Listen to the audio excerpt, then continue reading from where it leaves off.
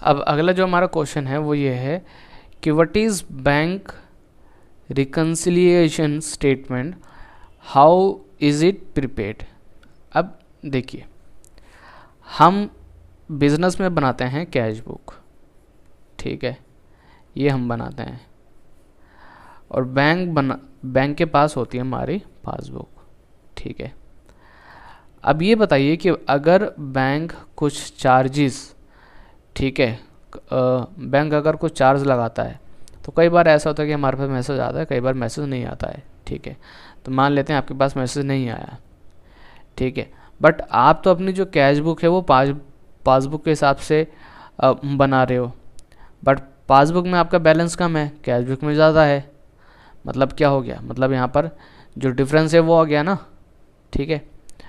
या फिर मान लेते हैं कि आपने किसी को चेक दिया था, ठीक है, आपने किसी को चेक दिया था 1 लाख रुपए का, आपने बोला था ठीक है 1 तारीख को जाना कैश निकाल लेना, और आपने कैश बुक में 1 तारीख को आपने 1 लाख रुपए कम कर दिए, आपने माना कि उसने निकाल लिया होगा पैसा, बट वो 1 तारीख को गया ही नहीं, यानी कि पासबुक में आपका बैलेंस जो है वो बढ़ा हुआ है, ठीक है, बट कैश बुक में बैलेंस आपका कम है।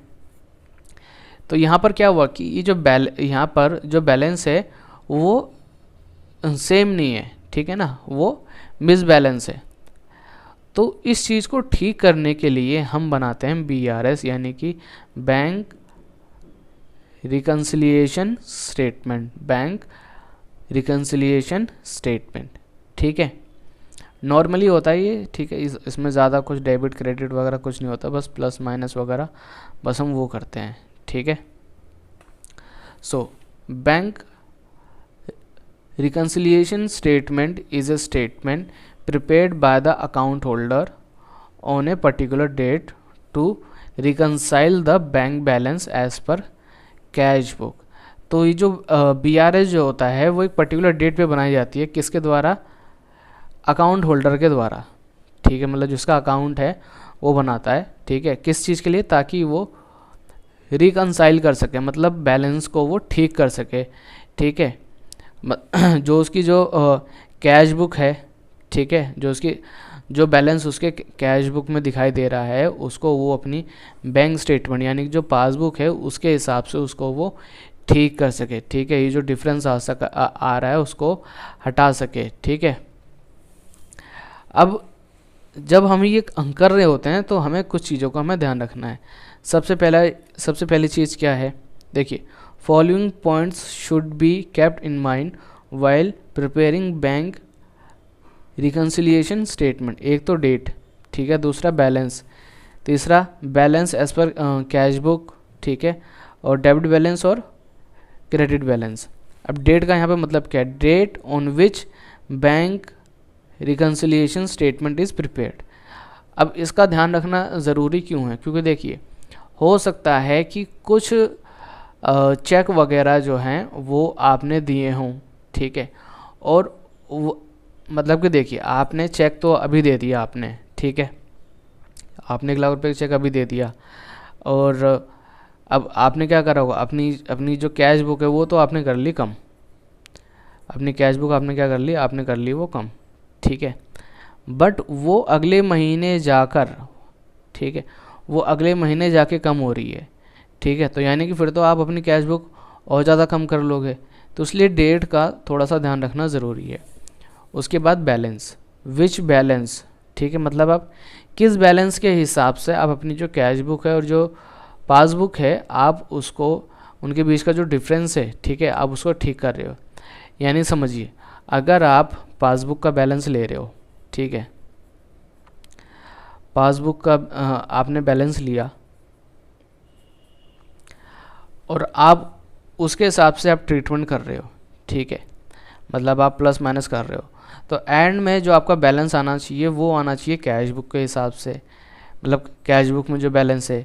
और अगर आप स्टार्टिंग में अगर आप कैश बुक का बैलेंस ले रहे हो तो आपके एंड में आना चाहिए पासबुक का बैलेंस, ठीक है। ये अभी थोड़ा सा कॉम्प्लिकेटेड है क्योंकि आपने भी इसका क्वेश्चन नहीं करा है, क्वेश्चन करेंगे तो थोड़ा सा और माइंड में ये घुसेगा, ठीक है। तो इसका जो क्वेश्चन है, ठीक है, अगर आप वो एक बार देख लेंगे तो ये आपको सारी चीज़ें आपको समझ में आ जाएंगी, ठीक है। और balance as per cash book means the balance as per the bank column of the cash book. Balance as per the cash book का मतलब क्या है? तो इसका मतलब यह है कि आपकी कैश बुक में जो बैंक कॉलम बना हुआ है, आपकी कैश बुक में जो बैंक कॉलम बना हुआ है, देखिए मैंने बोला था ना कि कैश बुक दो तरह की होती है, सिंगल कॉलम, डबल कॉलम। तो डबल कॉलम में हम एक तो कैश अकाउंट बनाते हैं और दूसरा बनाते हैं बैंक अकाउंट, ठीक है। तो आपकी कैश बुक में जो बैंक कॉलम है, ठीक है ना, उसका बैलेंस, ठीक है। और डेबिट बैलेंस का मतलब क्या है? डेबिट बैलेंस का मतलब ये है कि आपके पास पैसा है, ठीक है। और क्रेडिट बैलेंस का मतलब क्या है कि आपने पैसा ज़्यादा निकाल लिया, आपने पैसा ज़्यादा निकाल लिया, यानी कि वो हो गया है ओवरड्राफ्ट। अब credit balance as per passbook, अगर हम पासबुक के हिसाब से अगर हम क्रेडिट बैलेंस देखते हैं तो यानी कि आपके पास पैसा है।